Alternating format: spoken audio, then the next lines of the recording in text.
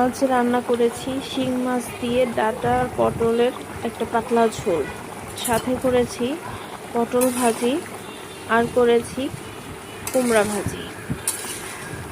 আজকে শরীরটা একটু ভালো লাগছিল না, রান্না করতেও ইচ্ছা করছিল না, বাট কিছু তো করার নেই, রান্না তো অবশ্যই করতে হবে।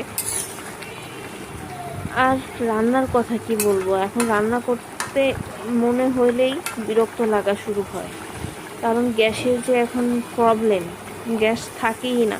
1 ঘন্টার রান্না 4 ঘন্টা ভরে ভরে রান্না করতে হয়। কি একটা বোরিং অবস্থা, এত ভোগান্তিতে পড়তেছি এই গ্যাসটা নিয়ে, কি আর বলবো। আল্লাহ জানে এই গ্যাসের সমস্যা কবে সমাধান করবে। তবে একটা খুশির ব্যাপার হলো, এই রমজানে সব পণ্যের দামে হাতের নাগালে।